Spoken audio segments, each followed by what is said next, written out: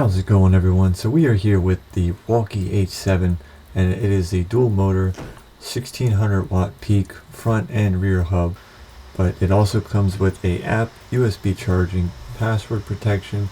It's a step-through frame. It can be a two-seater, has Logan 4 pistons, 203mm hydraulic brake discs, and we have the Shimano 7-speed with 5 levels of pedal and throttle assist. Now we also have 20-inch tires by 4-inch, all-terrain punctures, same thing on most e-bikes that you would find. The Samsung lithium-ion cells, grade A, very good. The puppy even liked it.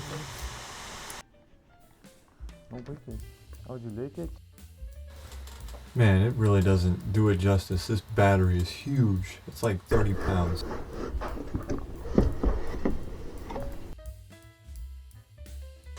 Now while fighting this tire to get it out, I had to get out like probably 6 or 7 zip ties, so I will say that I do appreciate the amount of effort that they went through to try to keep it in one place. It worked well, because it wasn't in vain either. And on to the next one is, this bike was very well packaged, I will say. There was a couple dinks and scratches on it, but for the most part there was hardly any issues, very well packaging. Now this bike does have a dual motor, and it does offer basically 3 kilowatts of power. It's got like a purling in it. That's wonderful. Now that is separated through 2 different motors, and each motor is rated at 1000 watts, peaking at 1600. So effectively that's 3200 or 3 kilowatts for 1000 watts is a kilowatt. So you will have a lot of power with this bike, and it offers a lot of range. Claiming 100 plus miles on a charge, which I would probably believe because this battery is 60 amp hours, and as you saw, it's quite huge. And typically, depending on what kind of quality cell of battery it is, the amp hour will usually be 1 to 3 miles. So at this point, I'm pretty much just getting the rest of the fittings on, and getting the rest of the styrofoam off, getting the tires, lug nuts on, and then moving on to putting on the pedals and finishing everything up, trying it outside, and realizing I'm having a bit of power issues, which really isn't too big of an issue. It's just trying to figure it out, wiggling it around. Eventually I get it going after about 30 minutes. So after I get this all figured out, I'll start the testing. Okay, so we're going to take the bike out this morning, and this is her all put together. This is the next morning. Now you might notice I didn't have the rear seat on or a rear rack, and I was saying it's fully assembled, but that's just because I had a light scratch. Alrighty, and this was the small scratch I was just speaking on. It wasn't too big, but I figured I should show it. But yeah, that's why I haven't put the rack on yet. Okay, overall first impressions. I am 5'10 or 5'11, about 135, 140. My MC's about 30 inches. My arm reach is about 27 inches. So you can compare with your own, and then you can kind of get a feel whether you'll fit this bike or not. But my first overall impressions were that the tires were kind of bumpy from the Navi treads, but that's overall not too big of an issue.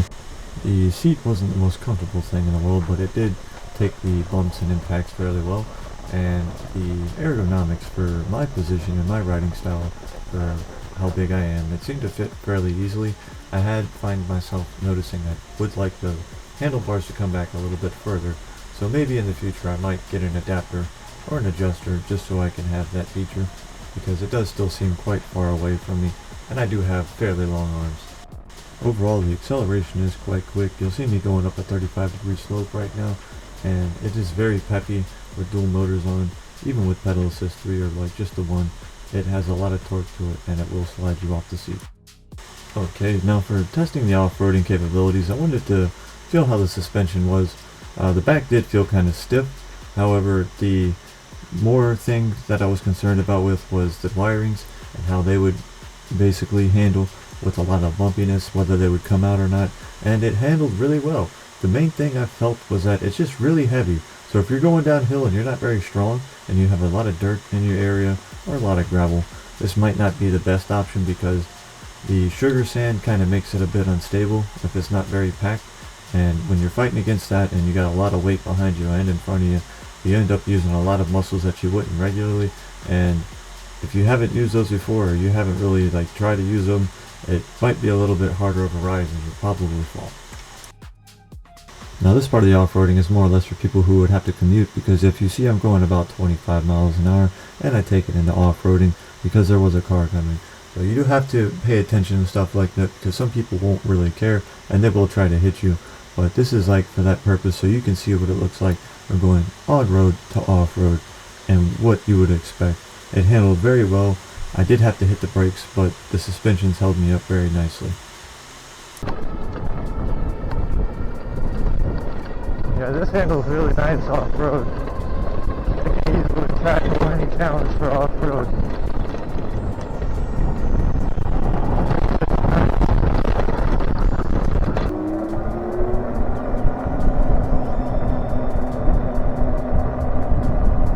These ones are great.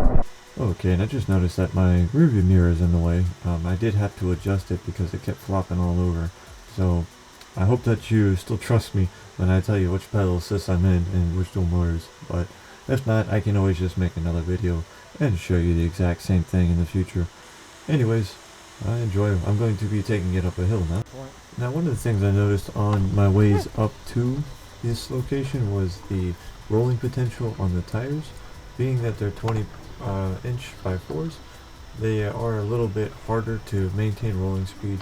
So I do notice that you will find yourself hitting the throttle or pedaling a bit more often than rather cruising.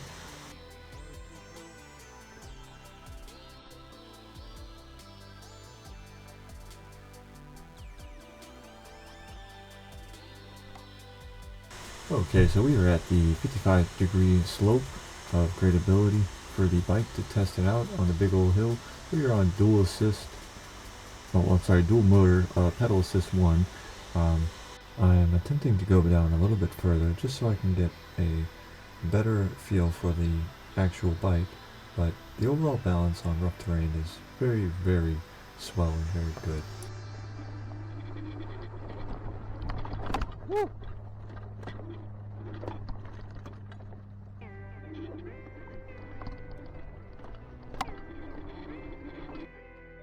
So at this point it was incredibly steep. I actually almost stopped the motor because it was getting very steep and I had to start twisting the tire in order to get traction. Like, it wasn't something I was expecting, but it definitely made it up. I didn't have to really pedal. That was just off the throttle. So that was definitely something to be excited about, because it went up so freaking high, and then now it's even chomping through sugar sand, because this is where people take their dirt bikes and four-wheelers and tear it up at. But yeah, it's a really nice area. It's really fun, really cool, and I think the biggest thing to keep in mind was that it was in dual motor and only pedal assist 1. So if I would have put it up to like pedal assist 3, I probably would have went right up that hill, no problem. And here's a quick summary of how it performs in pretty much beach sand, because this is kind of packed and kind of unpacked. It's just, this is how beach sand would handle on these tires anyway, so this is a good example of what you would come to expect. Yeah, this handles it really well. So you can see that, and then we went today, our trip before we left was at 48, and now we're at 65, so I'll do the math under that so you can see it. But all together we have 76 miles on it. Came with 10 previous, or 12 previous, and I got about 48 out of the charge.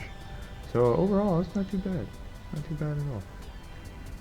Now, a couple final thoughts. The seat comfort is pretty comfy. It's not the best thing, but there definitely is something you could swap it for. Now, it is a little bit of a weird spot. It could be in a better one. They could have adjusted the battery for more rider heights, but the handlebars do seem kind of far away. I had to adjust them a little bit closer to me. The suspension performed very well.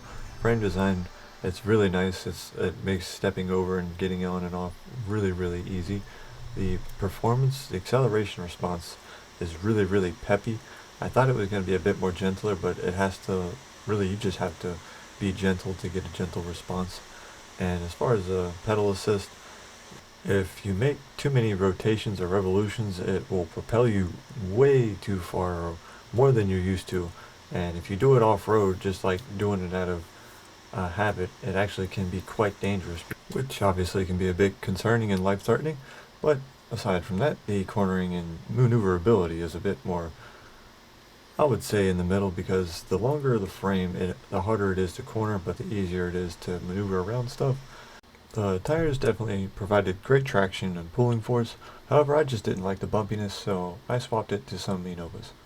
As far as the braking power, this was right after I did the hill test, and I accidentally messed up and throttled too much and had to come to a sudden stop so I didn't ride off into traffic. Woo. Now, as a reminder, that was an actual life-threatening scenario where I was almost going into the road and the brakes did save me, so you can definitely trust these brakes. Now, this beast of a bike does claim that you'll get about 100 miles in range, which is probably more than likely true because I got about 46 on dual motors, so just getting around on dual motors and 20x4s is a very wonderful thing. And the reason why I say that is because 20x4s do decrease rolling potential speeds, so if you had something like 26s, tire rims, you'll have a lot better rolling potential speed. You won't be pulling on the battery too much, and you probably get around a lot faster without using the battery. But now for this bike, the motor noise that I was going to get to is, you might notice that throughout the video, but that's just the front motor having a couple issues. But aside from that, that is getting fixed. The sound is like a nice cool trill, so I do like it. It is very enjoyable to listen to. Chain doesn't make too much noise. The pedaling is very smooth. There is a lot of ghost pedaling. You won't really feel too much force unless you're in like pedal assist 2 Shimano Gear 7. That's about the only way you'll actually feel like you're pedaling. So if you want to have it like that, then yeah, there is the option to have it as a bike and still pedal it while also being propelled by the electricity. So this bike is definitely a monster and a beast. Definitely one that you also probably won't want to pedal just because of how much power it offers and how much range. It's definitely like a scooter to get around with that can go on every terrain. So if you're looking to buy this bike, be sure that you're able to fit it first. I am 5'10", my lengths are 27 inches on my arms, 31 on my inseam, and I weigh about 135 pounds. Goes about 35 miles per hour for me. It does come with a horn, but no turn signals. It has a very bright brake. The bike itself is very well made. The durability is fairly nice.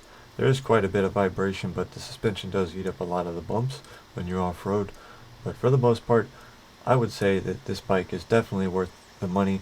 I only paid $2,065 for it, and for what it is and what it offers, I feel like it was a good bang for the buck for everything that it has.